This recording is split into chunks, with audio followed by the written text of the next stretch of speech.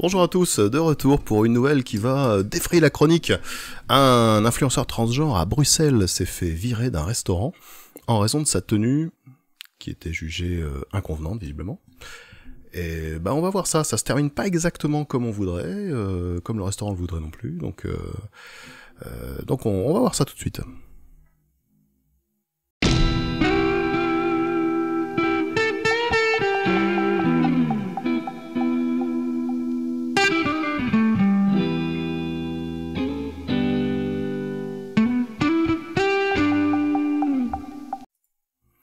Alors un restaurant bruxellois, mais Aaron Zahanan, c'est un influenceur d'Instagram, donc qui est un influenceur transgenre, dehors en raison d'une tenue jugée incorrecte.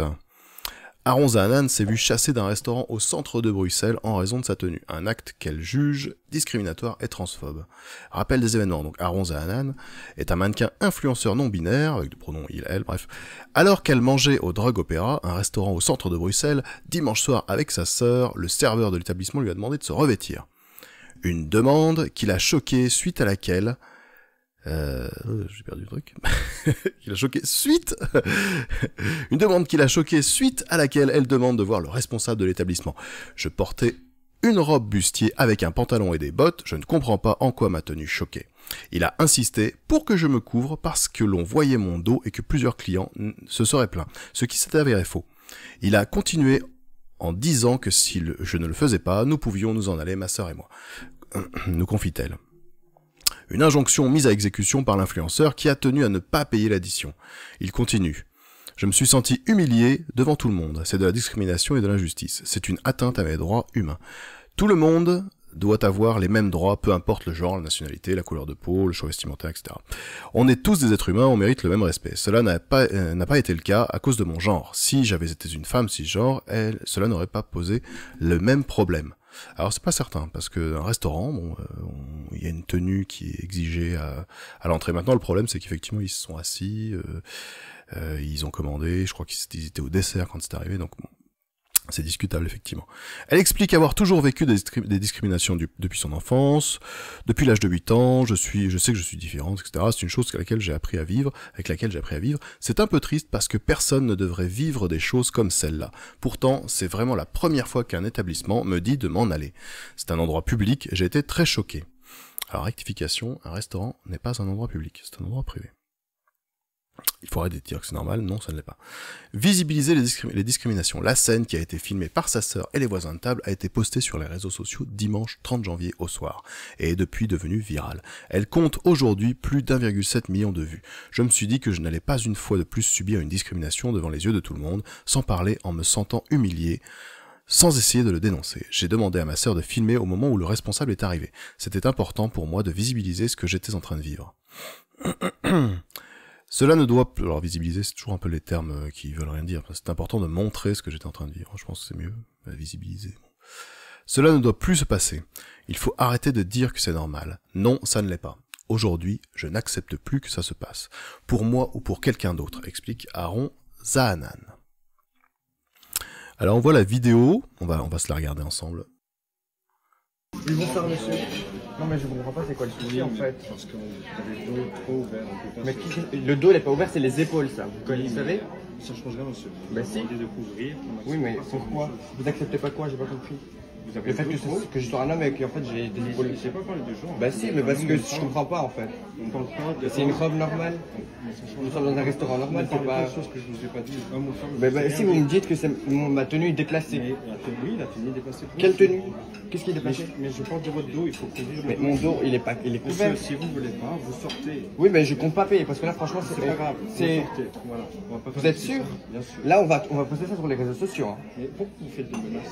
Mais c'est pas des menaces, c'est juste quelque chose. Il faut pas filmer. Si on a le droit de filmer, bien Non, sûr, j'ai non, complètement c'est- le droit de filmer. Non, non, si vous c'est filmez moi. Parce que là, non, je vous filme pas vous.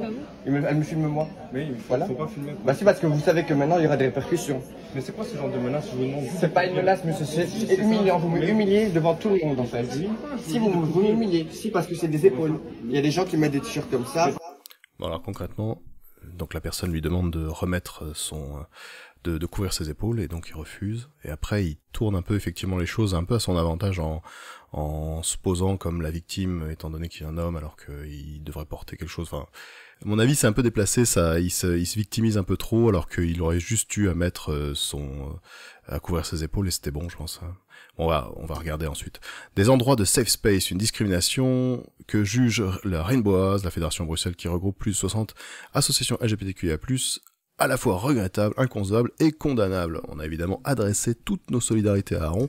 C'est inconcevable qu'à Bruxelles, on soit encore importuné, victime et exclu, mis à la porte, rejeté, pour des questions liées à l'expression de genre par rapport à une tenue. C'est quelque chose qui, bon alors après chacun y est allé de sa condamnation.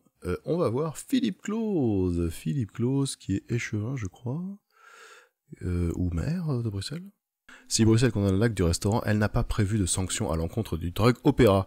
Alors oui, parce qu'il y a une question juridique là-dedans. Est-ce qu'un restaurant a le droit de virer les gens, ou en tout cas, ils ont proposé une conciliation de couvrir les épaules, et ensuite, devant la non-réponse, ils ont préféré dire voilà, vous partez. Est-ce qu'un restaurant a le droit de le faire? Je pense qu'un restaurant a tout à fait le droit de choisir les clients qui sont attablés, ou s'il y a des comportements ils sont capables de refuser ça en fait, de dire non. Si par exemple vous arrivez, je sais pas, en Bermuda dans un 3 étoiles, moi je sais pas si ça existe un restaurant 3 étoiles, mais bref, dans un restaurant étoilé, à mon avis vous allez être viré, ou alors si vous vous mettez d'un coup en Bermuda au cours du repas, vous allez être viré, ou alors on va gentiment vous demander de remettre des habits corrects. Si ça marche pas, vous allez être sorti en fait. Bon, il y a cet ordre-là. Donc, selon le bourgmestre Philippe Claus, donc oui, effectivement, il est maire, donc apparent TPS, Bruxelles doit poursuivre son objectif à être une ville où chacun, quelle que soit son orientation, trouve sa place et où aucune discrimination n'est tolérée. L'important n'est pas d'où on vient ou ce que l'on est, mais ce que l'on fait ensemble. Alors ça, c'est bien la phrase d'un politicien qui n'a aucun sens. Bref, c'est un peu hors de propos. Mais on le comprend. Alors on a les échevins qui parlent aussi. Nous avons rencontré le commerçant du drug opéra pour lui signifier notre réprobation quant à l'incident relayé sur les réseaux sociaux. En tant qu'échevin des affaires économiques, notre but est de faire des commerces bruxellois des lieux accueillants pour tous. Le traitement réservé à cette personne est tout simplement honteux. En tant qu'échevine de l'égalité des chances, j'apporte tout mon soutien à la victime. Je suggère à la direction de l'établissement de former son personnel à la diversité. Bruxelles est une ville par essence inclusive et cosmopolite et fière de l'être. Donc bon, ça c'est aussi pareil, c'est un langage assez creux de politique. Bon, on va voir la réponse du drug opéra maintenant. La réponse va vous étonner. Nous n'avons jamais chassé Aaron.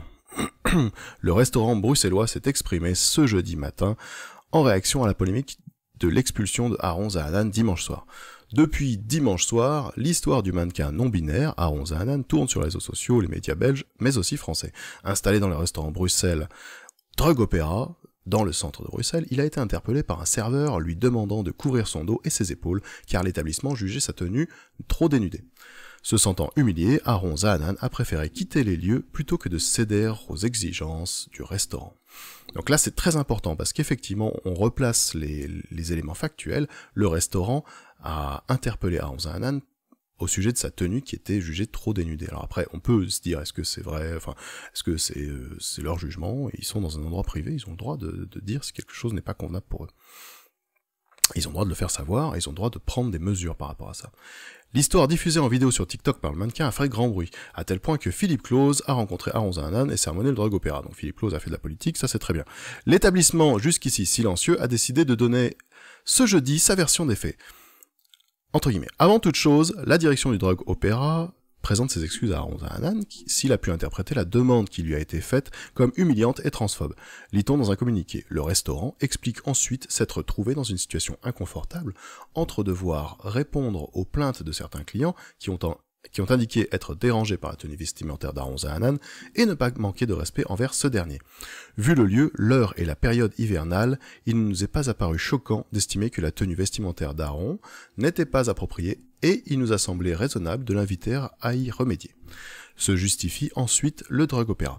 L'établissement précise tout de même que sa direction est bien consciente que définir si une tenue est appropriée ou non est une démarche subjective qui peut prêter à controverse. Effectivement, et c'est là que, je pense, leur défense, il y a une faille. Et c'est là-dedans que s'engouffrent les tenants, les politiciens, les LGBTQIA pour faire du buzz en fait. Enfin, le Drug Opera affirme n'avoir jamais chassé Aaron Zahanan de sa salle. Nous lui avons demandé le plus aimablement possible de bien vouloir adapter sa tenue, ou à défaut de bien vouloir quitter l'établissement. À notre regret, il a opté pour la seconde proposition. Ils lui ont laissé le choix, et ça c'est très important. J'aimerais savoir ce que vous en pensez. Est-ce que c'est normal de rejeter une personne en fonction de sa tenue dans un restaurant, donc un endroit privé, ou selon vous, le restaurateur aurait dû être plus conciliant? J'aimerais avoir vos avis dans les commentaires, donc n'hésitez pas à partager, et likez, clocher, et puis en avant pour de nouvelles aventures. Merci à tous, à bientôt.